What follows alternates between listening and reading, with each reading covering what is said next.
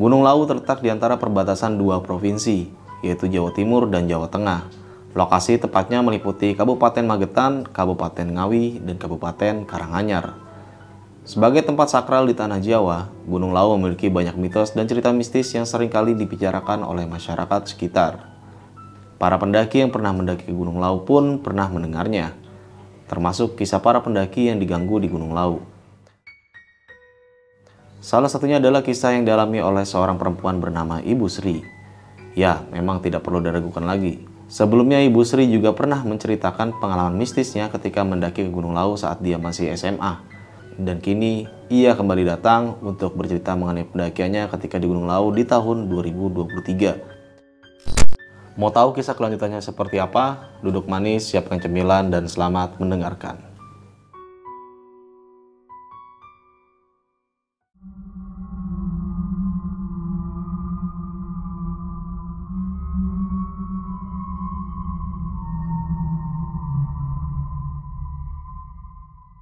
Assalamualaikum warahmatullahi wabarakatuh. Balik lagi dengan gue Indra di Besok Pagi. Sebelumnya gue sangat berterima kasih banget buat teman-teman semua yang sudah mensupport dan menonton Besok Pagi sampai saat ini. Semoga teman-teman semua yang menonton dan mendengarkan podcast kita selalu diberikan kesehatan oleh Tuhan Yang Maha Esa.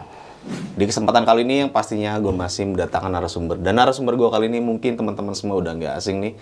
Sempat menjadi bahan pertanyaan juga dari beberapa teman-teman dengan ceritanya dia waktu di Gunung Lawu. Oke, kita langsung aja sapa narasumber gue kali ini. Halo, Bu Sri. Iya, sehat Bu Sri? Sehat, alhamdulillah. Alhamdulillah, udah lama kita nggak ketemu ya. Iya. Sehat Bu? Alhamdulillah. Nah, sekarang kemarin kan baru pulang dari kampung ya? Pas sebelum lebaran haji itu. Iya. Nah, saya dengar-dengar katanya Ibu sempat mampir ke rumahnya keluarga Alfi nih. Iya. Oh, iya. itu sempat mampir waktu Ibu? Udah. Bertemu sama keluarganya? Iya, alhamdulillah udah. Gimana kondisi keluarga Ibu pas Ibu kesana? Iya, alhamdulillah bahagia. Seneng, iya. Sempat ketemu ibu bapaknya juga? Iya. Rame dong berarti? Rame. Iya, saya juga sempet dibawain oleh banyak tuh sama keluarganya. Iya. Nah, mungkin kalau kita membahas tentang Alfi lebih detailnya, nggak terlalu detail banget Bu ya, karena memang dari sisi keluarganya pun jangan, membatasi pokoknya, itu ya. Mulai sekarang jangan dibahas lagi gitu. Masalah Alfi ada atau enggaknya, biar keluarganya yang tahu gitu aja. Oke. Walaupun kita sebenarnya ya. Iya. Tahu ya. Pokoknya jangan. Nah, ya, Bu Sri kan kemarin sempat mendaki ke Gunung Lawu lagi nih. Iya, kan tujuannya untuk itu juga. Tujuannya untuk itu. Iya. Itu mendaki selama berapa hari itu, Bu? 2 hari 1 malam. 2 hari 1 malam. Berapa orang, Bu? Jadi siangnya 2, malamnya 1. Kita berenam.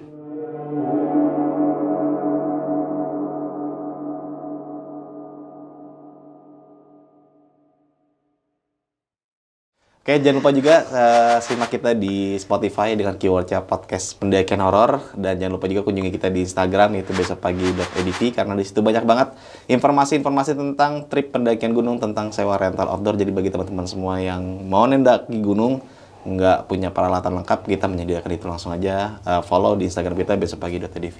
Dan mungkin kita nggak usah berlama waktu lagi, dan teman-teman semua mungkin penasaran dengan ceritanya Ibu Sri di Gunung Lawu via Cemoro Kandang baru bulan kemarin seperti apa dan kayak gimana. Kita langsung aja masuk ke ceritanya.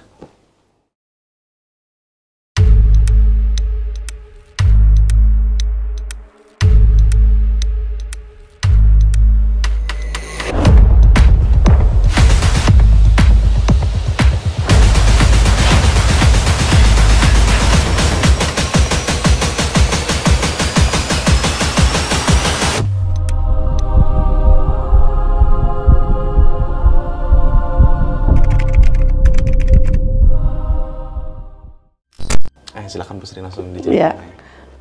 Jadi saya berenam naik dari Cemoro Kandang.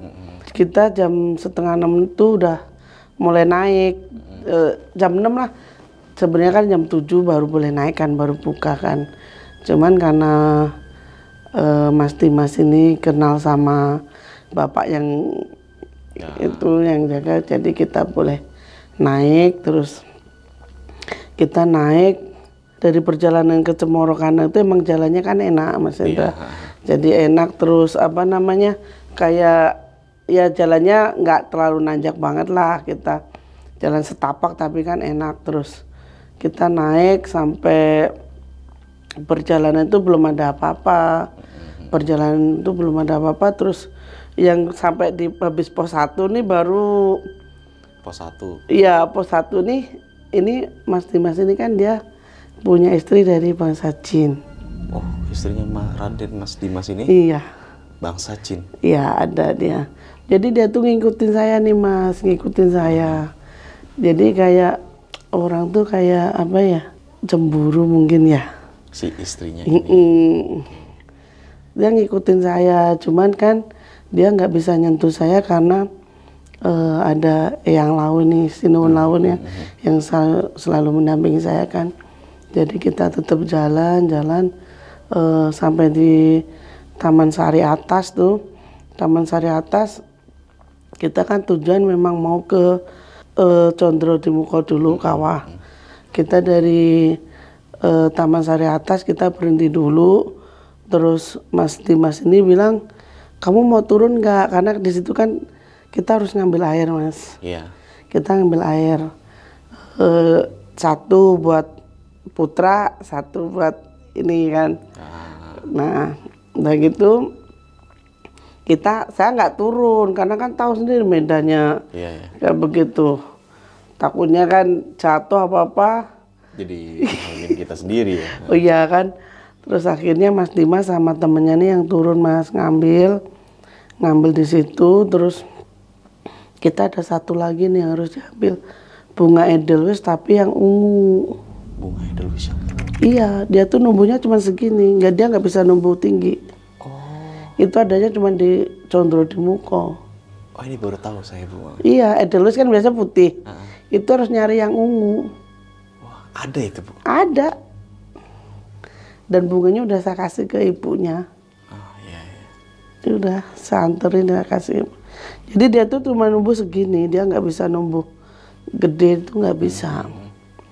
Di situ kita ngambil air sama kembangnya, terus saya bawa dan dibawa ke atas kan.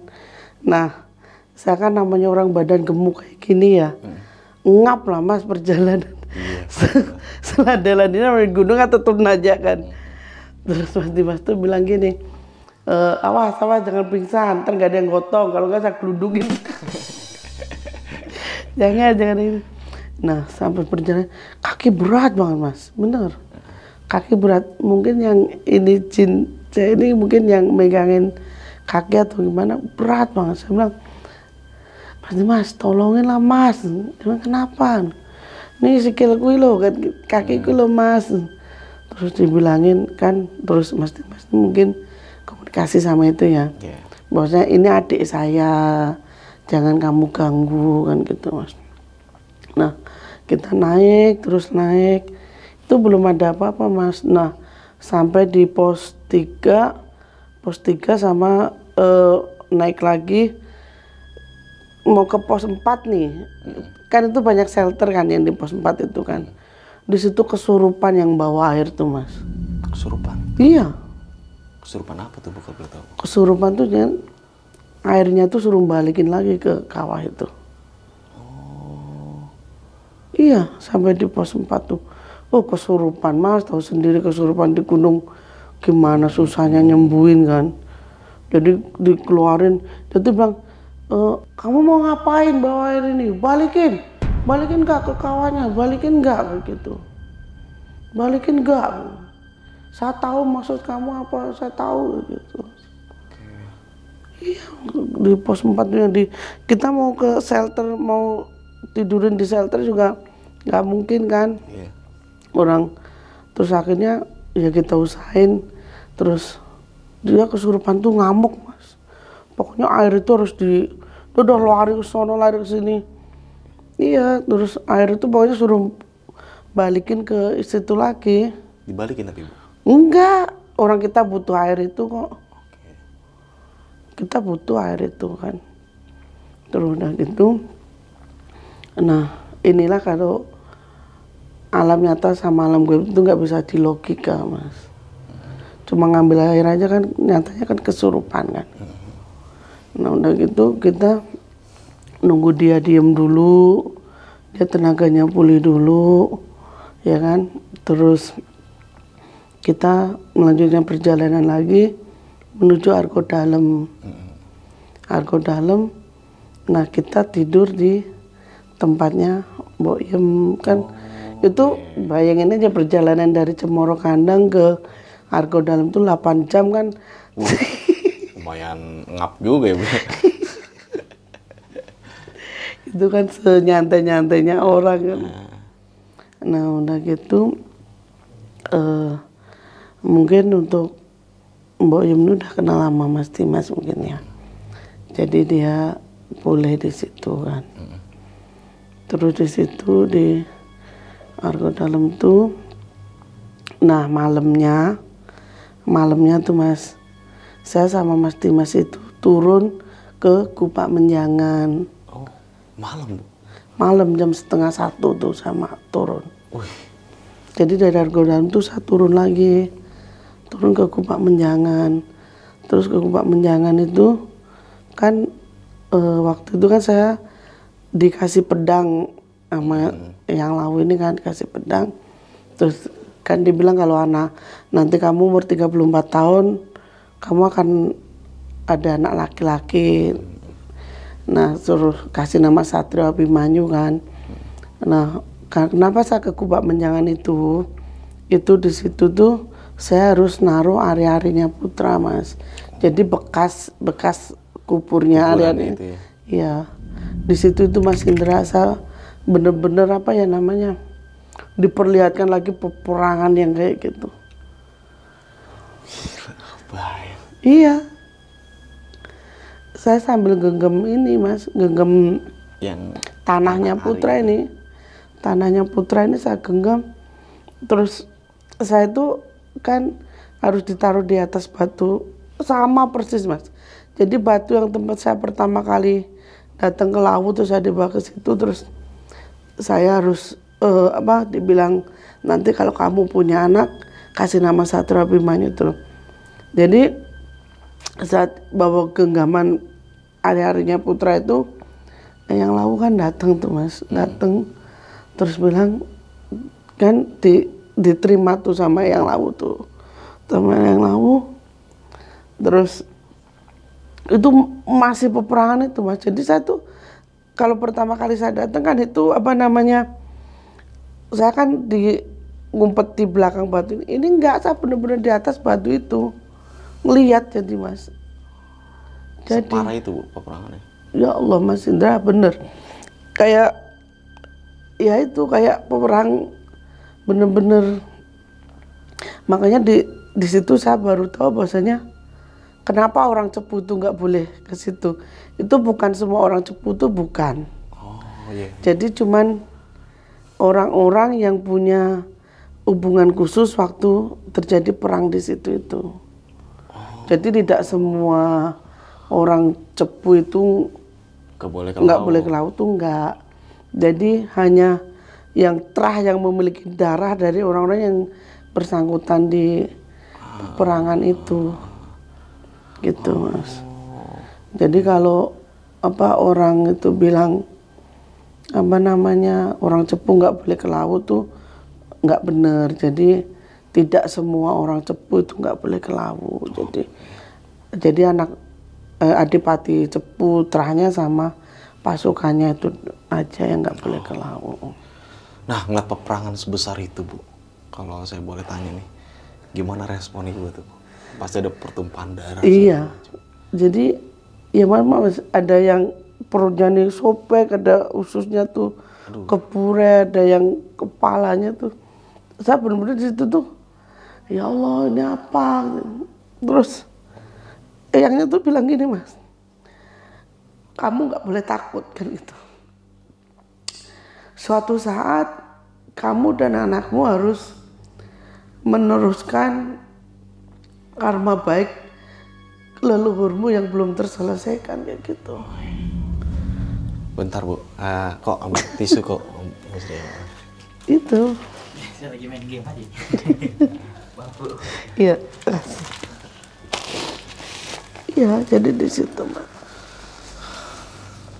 Maksudnya, maaf nih Bu, saya ulang. Maksudnya meneruskan Dalam artian apa tuh? Nah kan gini, saya kan, kamu sama anakmu suatu saat harus meneruskan karma baik dari leluhurmu yang belum terselesaikan kan gitu. Terus saya bilang, karma apa? Saya harus bagaimana? Jadi nanti suatu saat ketika tiba waktunya mereka akan mendatangimu kan gitu Mas. Kan gini Mas, Putra itu seharusnya umur 7 tahun kan emang harus dimandiin di kawah contoh di muka itu. Cuman kan nggak mungkin saya bawa anak saya kan. Iya benar. Nah, terus dari sudah saya taruh itu, sudah saya kasih ke tanah yang dari itu udah diterima sama yang Lawu nih Mas. Terus yang Lawu tuh bilang, kamu di sini udah selesai, perjalananmu sudah selesai, lanjutkan tujuan akhirmu kan gitu. Tujuan akhir saya kan memang itu akhirnya dari jam setengah 4 saya menuju ke Telaga Kuning Mas. Iya. Telaga Kuning itu tempatnya, jadi mohon maaf nih bukannya saya sok tahu atau apa, manusia itu hanya dikasih kemampuan sedikit untuk melihat alam jin. Jadi orang-orang yang meninggal di Gunung Lawu itu korinnya itu tersandranya di Telaga Kuning ini. Telaga Kuning itu di... Jadi Gubak Menjangan ke atas sedikit, habis Pasar Dieng itu adalah jadi kayak Padang Sabana itu loh Mas. Dia kayak tanah lapang gitu kalau Telaga Kuning tuh. Oh itu namanya Telaga Kuning itu. Jadi bukan ada airnya tuh bukan. Jadi ya kayak rumput-rumput gitu. Rumput-rumput gitu. Nah si adik Alfi itu ada di situ gitu. Dan masuk di Telaga Kuning itu. Nah, iya. Terus saya ke situ. Ini Mas Dimas ini kan dia memang dia bisa ngerokok semua, jadi keluar rohnya kan dia bisa. Di situ dia bilang mau masuk enggak gitu. Ya udah masuk. Udah. Masa saya udah sampai di sini, saya pulang nggak bawa itu kan Mas. Udah saya perjalanan dari bawah udah yang temen kerasukan, terus di bulak peperangan yang seperti itu. Nah di Telaga Kuning ini baru aja kita mau masuk tuh Mas, itu angin tuh udah kayak nggak sewajarnya angin. Nggak sewajarnya. Terus saya minta sama yang mohon kalau diperkenankan bukakan pintu kan gitu, bukakan pintu gerbangnya kan. Itu pintu dibuka tuh ada orang tuh Mas pakai jubah hitam tuh, pakai jubah, mungkin yang penunggu gerbang itu pakai jubah tuh hitam tuh, terus tinggi besar orangnya. Bilang, kamu mau ngapain gitu. Kan eyangnya bilang, maksudnya ketika kamu nanti masuk, air ini siram ke situ kan gitu. Oh jadi fungsinya air itu? Ya, iya karena kalau udah ada air ini nggak, karena gini ya Mas, kita itu kayak, memang kalau yang Lawu ini mungkin rajanya di situ. Cuman ada batasan-batasannya, kayak ada wilayah-wilayah gitu. Pokoknya tempat-tempat di situ tuh nggak boleh, nggak bisa langsung keluar masuk tuh nggak bisa Mas. Ada batas-batas tempat. Iya, batas. Terus kamu ngapain? Saya tahu niat kamu. Niat kamu saya tahu gitu. Terus nggak boleh gitu. Oh seperti larang. Ya nggak boleh. Orang iso mbok gowo gitu. Nggak bisa kamu bawa, enggak gitu. Udah gitu terus kan air tuh saya siramin tuh Mas. Nah yang dua ini kan lihat, saya kan selalu didampingin yang itu, dia nunduk kan, kita kan masuk ke ya ke gerbang astralnya, gerbang tuh kita masuk ke situ, terus apa namanya masuk di situ tuh udah kayak rame Mas. Rame. Iya, kayak perkampungan biasa gitu. Iya, kampung. Di situ rame. Kayak perkampungan. Cuman di situ tuh nggak ada malam. Siang terus. Aktivitasnya sama kayak warga-warga kampung biasa. Iya. Biasa, ada yang nyangkul. Iya. Cuman bedanya itu kalau mereka tuh kayak gimana ya Mas, lihat kita tuh kayak cuek gitu lah. Kayak cuek gitu lah. Nggak maksudnya tuh nggak ngeliatin gitu, nggak. Kayak masa bodoh gitu loh Mas. Nah, saya lihat nih Alwi ini ngembala kerbau. Hewan ternak gitu Bu. Jadi ngembala kerbau terus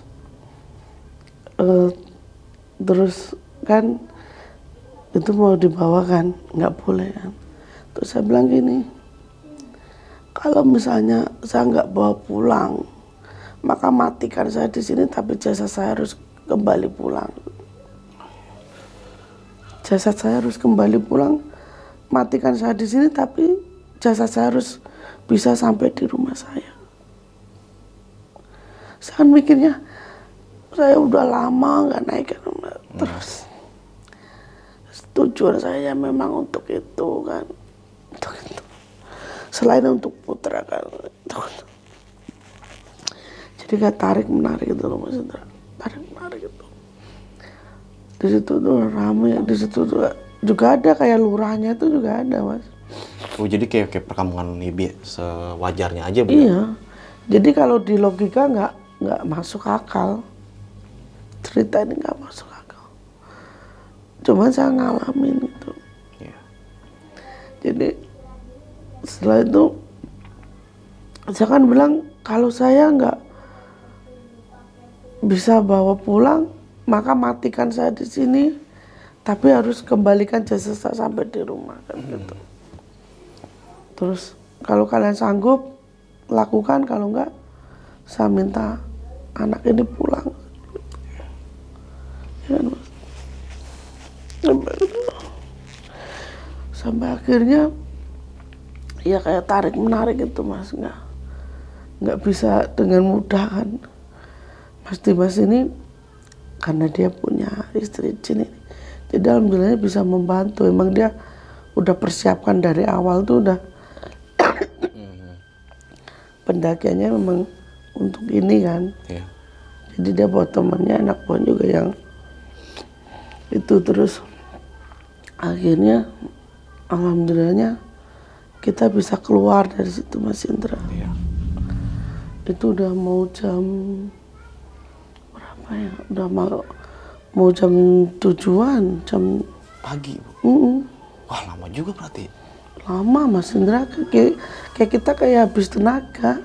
Iya. Kita kayak habis tenaga Mas. Sebelum lanjut ke cerita, untuk kalian yang ingin menjadi narasumber di besok pagi dan mempunyai cerita horor dalam pendakian, kalian bisa kirim cerita kalian ke Instagram official besokpagi.idv atau melalui email besokpagi.ch@gmail.com. Karena akhirnya kita bisa keluar dari Telaga Kuning itu tadi Mas. Keluar dari Telaga Kuning, udah saya sama Mas Dimas ini kembali lagi ke Mbok Yem kan. Kembali lagi ke Mbok Yem. Terus ya sempat ngobrol, sempat makan. Kata bapaknya nih Mbok Yem tuh biasanya orangnya itu apa namanya, Judes. agak judes. Tapi alhamdulillah sama kita enggak kan. Nah terus kita di situ apa namanya tunggu lagi kan ada yang 4 ini kan mau muncak dulu dia. Ya, kita muncak, terus kita belum pulang. Masih di situ berarti Bu? Iya, kita masih di situ. Jadi masih nunggu yang 4 ini pengen muncak. Ya udah kita istirahat dulu lah. Istirahat, kita memang sama Mas Dimas ini bilang ntar kita turunnya agak pagi aja lah, jam-jam 1 kita pagi. Kenapa tuh? Turun. Ya karena apa ya Mas? Biar nggak itu aja. Oh, biar nggak terlalu ramai mungkin ya? Iya. Oke. Biar nggak terlalu ramai, jadi kita turunnya ntar jam 1-an pagi aja lah, nggak apa-apa kan gitu. Jadi kita 2 hari 1 malam di situ. Terus malamnya kan turun dari situ. Terus akhirnya waktu mau turun nih kan kita tuh ketemu sama satu sosok. Siapa itu? Namanya Kartini. Kartini? Mm-mm. Berarti perempuan ya Bu ya? Iya, perempuan. Cantik banget orangnya tuh. Namanya Kartini, terus dia tuh udah meninggal Mas. Jadi udah meninggal, dia bilang itu ketemunya tuh pas mau pos 4 tuh ketemu. Jadi di situ, Mbak mau pulang Mbak. Iya, sampean ke namanya siapa Mbak? Saya Kartini. Saya kan tahu bedanya orang udah meninggal apa belum kan tahu Mas. Nanti sampean saya kirimi doa ya Mbak, Al-Fatihah ya. Iya Mbak. Namanya Kartini. Serem juga Bu. Itu sepanjang jalan tuh Mas udah. Ya mohon maaf ya, bukannya saya mau sok atau sombong enggak ya. Saya hanya menceritakan agar orang tuh lebih berhati-hati bahwasanya alam gaib itu ada kan gitu Mas. Itu tuh sepanjang jalan tuh Mas. Kalau mau kita gubris itu ada ya suara yang kuntilanak tertawa lah. Pas turun ini Bu ya? Iya, saya tuh dipanggilin, Sri ngopo medun, Sri ngapain turun kayak gitu Mas. Ngapain turun? Ngapain? Gak usah turun, di sini aja berdiri. Terus kata Mas Dimas, ayo melakukan gitu, jalan.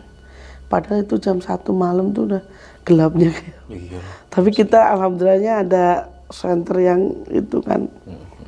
Terus udah gitu, Sri ayo, ngopo medun, gak usah medun Sri gitu. Terus yang Kartini nih Mas bilang, nanti saya kirim Al-Fatihah ya Mbak. Iya, jangan ganggu yang daki di sini ya Mbak, saya bilang gitu. Gitu. Ya kalau orang meninggal tuh rohnya udah dalam kekuasaan Allah ya Mas, genggaman Allah, cuman kan korin, yang orang bilang korin itu kan masih di situ kan. Yeah. Makanya kalau orang ibarat kata itu ngangkat tabrakan apa itu harusnya korinnya itu ikuti panggil juga. Iya. Jadi seperti itu. Terus apa namanya Mas, kita sampai pos 4 pos 3 kan, kalau Cemoro Kandang itu kan ada persimpangan tuh. Kita turun yang lewat ke arah Blumbang.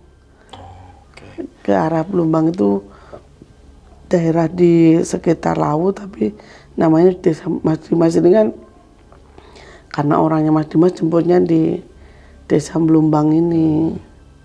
Saya bilang, tahu nggak Mas jalannya? Wes toh ayo percaya kayak gitu. Kalau terlalu lewat Cemoro Kandang lagi kan takutnya nyampe pagi kan. Nyampe pagi rame kan. Terus udah kita lewat Blumbang aja yang nggak itu. Ya nggak rame. Terus nah apa Mas namanya tuh, waktu di jalan mau ke Blumbang itu yang saya bilang itu waktu saya pertama kali dibawa yang di sekitar Cemoro Kandang ada perumahan, itu ada mas. Ada perumahan itu. Nggak taunya apa, itu jurang tau mas. Jurang? Iya, sebelah kanan ini jurang. Udah curang itu. Makanya kan orang kadang terkecohnya mungkin di situ ya. Bangsa goib sih juga ada yang jahat, ada yang baik kan gitu. Jin itu tidak bisa dikalahkan, tapi dia bisa ditundukkan. Dikalahkan tidak bisa tapi bisa ditundukkan. Iya. Ditundukkan bisa tapi dikalahkan nggak bisa. Gitu. Nah, ketika sampai desa Pelumpang itu, Bu, Blumbang itu Ya. kondisinya seperti apa? Sepi kah atau memang? Waktu itu belum jam 5:30, tapi masih sepi itu kan, kayak perkampungan tapi kan agak di atas mas. Masih sepi, jadi belum, ya kanan kiri emang kebun sayur, cuman belum ada orang ke ladang mungkinnya. Jadi kita sempat istirahat di situ dulu, terus kita pulang lewat situ. Dan akhirnya mampir ke tempat si Alfi. keluarganya juga. Iya. Oh, langsung mampir ke tempat keluarganya dulu apa? Enggak, pulang dulu kan, saya pulang. Terus pulang sehari, setelah itu saya nganter bunga edelweissnya ini ke rumah Alfi. Iya. Gimana tuh respon keluarganya Alfi? Alhamdulillah bahagia banget mas. Jadi selama ini tuh ya, namanya orang demi anak kan, apa-apa pasti dilakukan ya. Kadang gini loh mas, orang lagi kesusahan, masnya jadi ditimpa kesusahannya itu suruh beli inilah, beli itulah, suruh ke gunung, ke atas gunung bawa sajen apa segala macam kan. Maaf ya, minum. Iya, maaf, minum dulu. Jadi memang waktu kondisi saat itu lagi korodit-koroditnya, saat lagi kesusahan, banyak orang yang memanfaatkan situasi kayak gitu. Iya, jadi ke keluarganya siapa. Jadi mungkin gini nih mas, mungkin dibilang memanfaatkan iya ya. Namanya kita orang tua yang pengen cepet ketemu anaknya, apapun pasti dilakukan. Ibarat kata suruh nyemplung sumur juga pasti nyemplung kan. Jadi apa namanya, apapun dilakukan mas. Suruh beli itu, katanya ibunya tuh suruh bawa apa tuh, ingkung, tahu nggak ingkung? Ingkung tuh apa tuh? Ingkung tuh yang kalau orang Jawa tuh buat ayam yang disembelih, yang buat sajen itu. Oh, iya. Itu sampai dibawa ke atas. Coba apa nggak kasihan kan itu. Dan tadi Ibu Sri juga jelasin kalau sempat beli salah satu minyak yang harganya lumayan tinggi kan juga. Makanya kan jadi orang pinter itu jangan buat minterin orang kan gitu. Kalau niat nolong bantu ya bantu sebisanya, kalau misalnya nggak bisa bantu ya jangan mengada-ngadakannya, nggak ada kan gitu. Jadi kan seperti itu mas. Jadi jangan mengada-ngadakannya, nggak ada kan, kasihan kan gitu. Intinya gini, apa mas? Kita tuh harus bersahabat sama alam, bersahabat dengan apa yang bangsa goib kayak gitu. Kalau bisa, karena bagi kita tuh selalu berdampingan. Iya kan. Jadi pengalaman yang saya dapatkan itu yaitu Mas Indra, sesuatu yang kalau kita niatin itu bakal membuatkan hasil. Iya. Yang penting kita ikhlas. Intinya ikhlas aja. Terserah, maksudnya gini, terserah orang tuh mau apa ya, mau nilai kita apa, terserah. Pokoknya kita intinya ikhlas. Selama segala sesuatu kita jalani dengan ikhlas, insya Allah akan ya terasa enteng gitu loh mas. Walaupun kita di perjalanan kan banyak rintangannya, yang ketemu masa kayak begituan, yang kesurupan. Tapi kan tujuan kita kan Baik ya, Bu. baik. Insya Allah juga Allah akan memudahkan, Iya. ya kan? Aha. Selama kita baik, insya Allah akan memudahkan, memberikan kita jalan. Dan kalau tujuan kita baik, ntar kalau mau baiknya kan anak juga ya kan terima, Iya, bener banget itu. ya kan? Ah, Gitu. Jadi ya, insya Allah nanti kalau udah ada kabar baik, Mas Indra yang pertama kali saya kabarin. iya, Bu. Walaupun emang kita Wis, udah tahu sudah, Bu. kabarnya itu. Nah, ini Bu, menanggapi pendakian Ibu di Cemoro Kandang kemarin nih. Ini kan memang pendakian ini bukan sekedar pendakian aja ya, tapi memang ada tujuannya juga. Iya. Bahkan tadi Ibu sempat mengajak teman Ibu nih yang namanya Raden Dimas Sukoco. Dimas Koco ya. Itu salah satu mungkin yang menurut saya itu menikah dengan jin ini di luar nalar. Itu udah berapa lama, Bu? Jadi gini, Mas Dimas itu dia sebenarnya dia pernah punya istri orang Jepang. Dia kan dulu chef di Itali, terus kenal sama istrinya yang di Jepang ini. Terus dibawa pulang, sempat punya anak satu, cewek anaknya. Terus dibawa pulang ke Indonesia. Terus akhirnya kan karena buka padepokan kayak gitu, jadi istrinya ini ngerasa nggak nyaman. Iya. Nggak nyaman, terus akhirnya istrinya ini memutuskan untuk pulang ke negaranya beserta anaknya dibawa. Oh, oke. Anaknya dibawa, terus nah Mas Dimas ini kayak orang yang stres ya. Jadi dia kalut kayak apa, ya namanya ditinggal anak sama istri kan gimana ya Mas. Terus udah gitu, dia ini waktu di Alas Ketonggo ketemu nih sama jin yang ini. Si jin perempuan ini. Iya, nikah sampai sekarang. Jadi dari tahun 2018 akhir dia. Tapi ini kan menikah dengan jin ini kan suatu yang mungkin di luar nalar, Bu ya. Dan itu dialami salah satu oleh Teman saya sendiri. teman Ibu sendiri. Itu nikah dengan jin, Bu. Ada larangan-larangan tertentu atau mungkin ritual-ritual khusus yang harus dijalanin atau kayak gimana tuh, Bu? Pokoknya dia nggak bisa punya anak aja. Dia nggak bisa punya anak. Caranya itu. Bahaya juga sih kalau didengerin. Iya. Jadi Mas Dimas ini juga sempat nikah lagi kan. Ya itu kalau istrinya hamil pasti keguguran.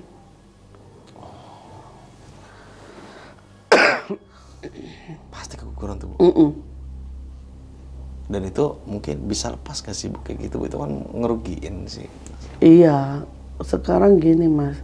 Kalau ini kan Mas Dimas ini kan minta. Ya dia harus tanggung akibatnya kan. Oh ya. Dan akibatnya seperti itu. Gimana itu ya? Ceritanya nikah dengan jin itu? Gak kebayang ya. Iya.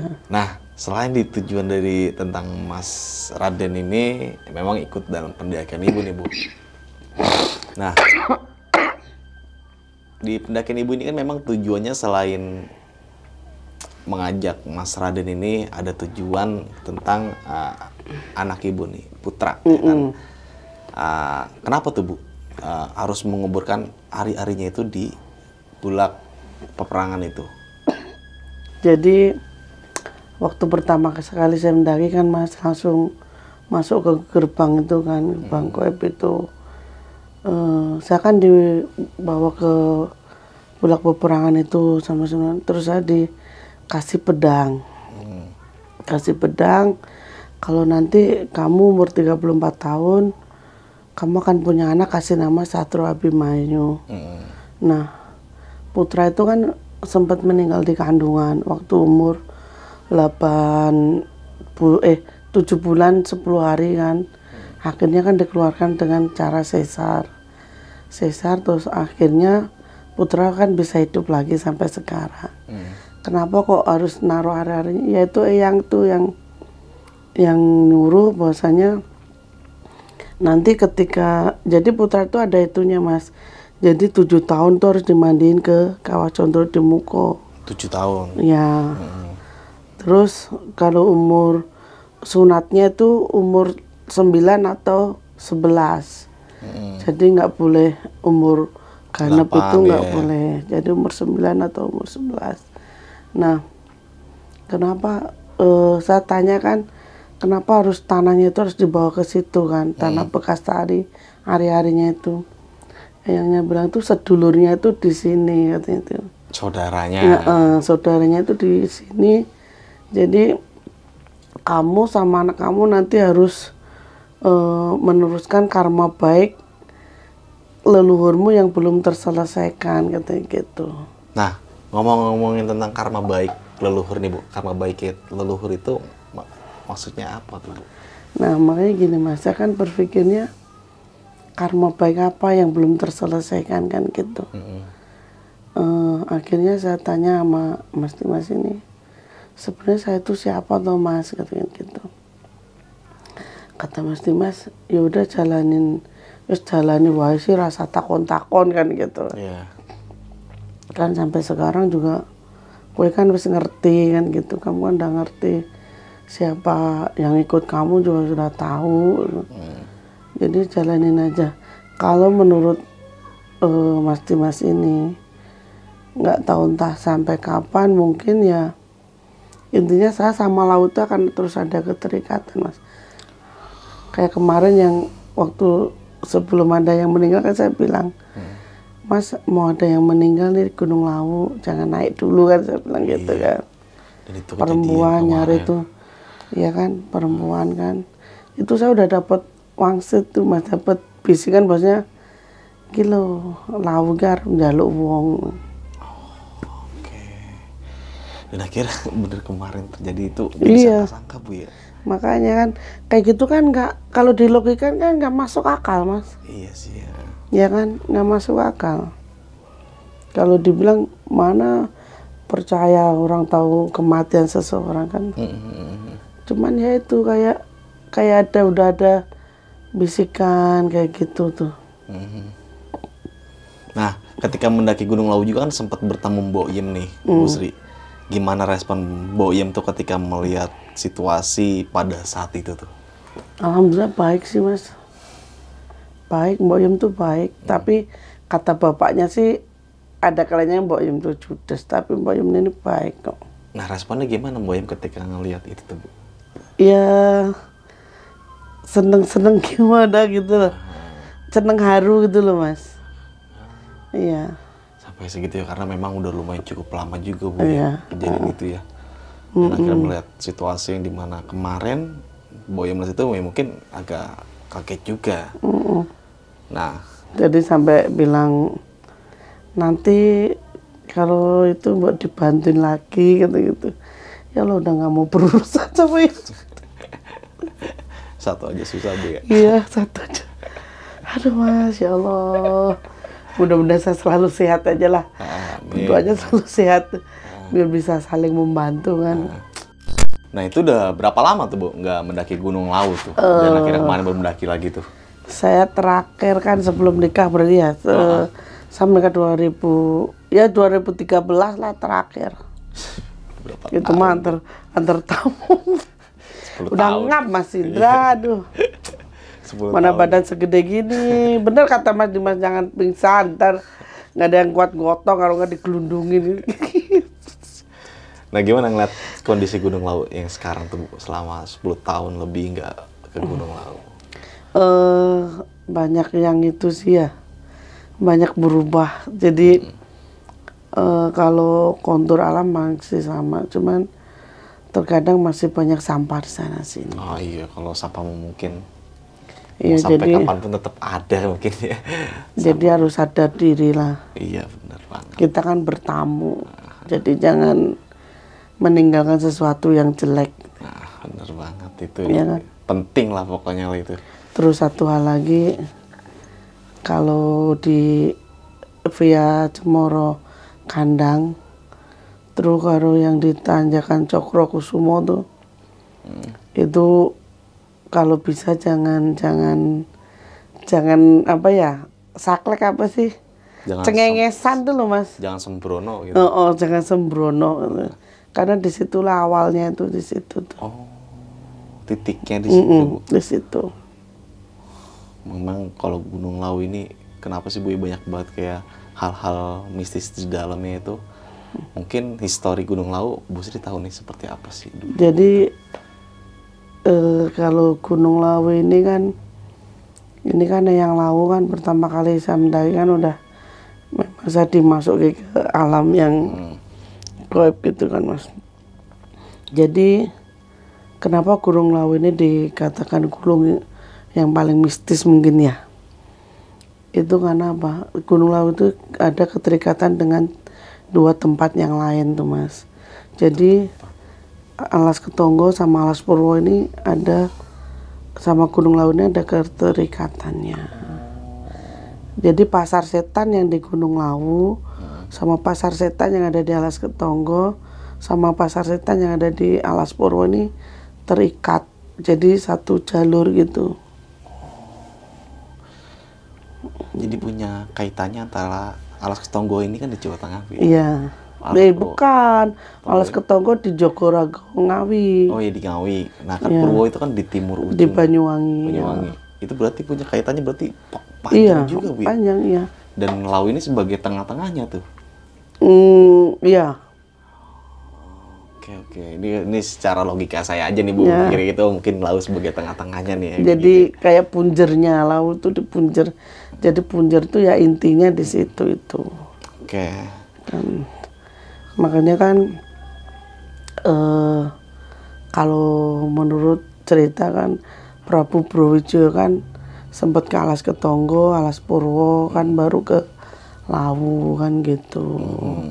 Di Alas Ketonggo juga ada petilasannya yang Browijaya itu juga ada. Oke. Di Alas Purwo juga. Nah ini saya baru tahu tentang Edelweiss yang warna ungu yang kecil itu dan adanya di Kawah Candurmuko. dan itu dia nggak bisa tinggi yang tadi Nggak. Bu Sri bilangin ya, cuman Ya. pendek gitu tapi warnanya ungu tuh Bu. Iya ungu. Oh, baru tahu saya itu. Kalau mau tahu bunganya di rumah Alfi ada. Itu saya baru tahu dan mungkin salah satu tanaman yang langka juga kayak gitu Bu ya. Iya. Gila keren kali mungkin kalau saya ngeliat langsung tuh, wah ini Edelweiss warnanya ungu. Itu nggak setiap saat muncul nggak Mas? Ada tertentu bulan-bulan tertentu atau mungkin musim-musim tertentu gitu. Mungkin ya. Dan tapi emang adanya di kawah itu ya Iya. hidupnya atau tumbuhnya. Tumbuhnya emang cuma di kawah itu doang. Oke. Ini salah satu. Kan waktu itu kan harus dapat lagi. dikasih syarat kan. Ah, Air, terus kelapa yang ini nyatu kan. apanya tuh Bu? Jadi kelapa itu dua, tapi tuasnya ini nyatu, tangkainya ini nyatu jadi satu. Oh. Ini misalnya nih kelapa nih. Tahu. Jadi Ya. ini begini. nyatu. Itu buat Alfi sama Purwanto tuh. Jadi ada harus dipisahkan gitu loh. Oke. Ya kan? Baru sama air itu. Air terus Kamboja yang kelopaknya itu ada 4. Kelompaknya 4. Iya. Kamboja. Di mana-mana kan Kamboja itu 5. Dan itu harus nyari yang 4 ya, bukan dipotek ya Bu ya? Ya, Beneran- bukan. Ya ibaratnya yang benar tumbuh bener 4. Susah juga berarti Bu itu nyarinya Bu. Kamu tahu gak Mas Indra? Suami satu nyari sampai ke 3 kuburan di Jakarta. Dan ketemu akhirnya. Iya kayak orang sinting tuh nyariin itu Kamboja, akhirnya ya ketemu. Itulah tadi kalau kita niatnya tulus insya Allah Allah memberi jalan. Dilalahnya tuh ya dapet. Padahal pohon Kamboja segitu banyaknya loh. Pasti di sekuburan pasti ada pohon Kamboja juga, tapi Iya. yang tangkainya 4 tuh ya mungkin kalau kita Kelopak potek tuh ya kalau kelopaknya. kita potek ya. Nah, Dan ini harus yang tumbuh dari pohonnya itu dan kelopaknya 4. Iya. Tahu nggak 4 itu buat apa? Buat apa tuh, Bu? Jadi kita kan beradanya kan di 4 alam nanti kan ya. Alam ruh, terus alam gaib, alam nyata kan ruh kan kita berada di kandungan ibu ini kan alam ruh ya kan. Terus di alam nyata ya kan. Alam nyata, terus satunya kan itu alam gaib ya kan. Alam gaib satunya kan alam akhirat. Nah ini kenapa kita kan udah masuk ke alam gaib ini Mas. Kita harus keluar lagi kan, kembali ke yang nyata, baru ntar ke alam akhirat kan urusannya udah sama Allah kan. Oh jadi nilai 4 kelopak itu seperti itu? Iya, alam ruh di kandungan ibunya, jadi biar dipertemukan lagi dengan orang tua yang mengandungnya di kehidupan nyata, terus masuk ke alam gaib, kita keluarkan lagi biar dia kembali ke alam nyata, menuju ntar alam akhirat itu kan urusannya udah sama Allah. Iya, di titik akhirnya. Iya, ya. matinya kita kan di situ. Oke, ini cerita sangat. Makanya kan nyarinya itu juga sampai ya Allah kayak orang cinti nggak waras. Dan itu suami ibu tuh ya, ibu yang nyari. Iya. Dan akhirnya Yang sih nyariin. ketemu, berarti semua syarat-syarat itu Udah akhirnya terpenuhi nih Bu. Iya, alhamdulillah. Walaupun memang dengan susah jadi Iya. payah, tapi balik lagi Ibarat tadi- kata jungkir balik. Iya, jungkir balik, tapi yang tadi Bu Sri bilang kalau kita punya niat hal baik pasti Ikhlas akan ya. berbuat baik ya. Ikhlas alhamdulillah. Oke, ini cerita sangat lengkap banget dari perjalanan Ibu Sri yang kembali lagi ke Gunung Lau via Cemoro Kandang. Ini tahun 2003 baru bulan kemarin dengan tujuan yang tertentu. Dan ini sangat lengkap banget. Mungkin kita agak skip dari informasi memang karena kita membatasi informasi tersebut ya Bu. Iya.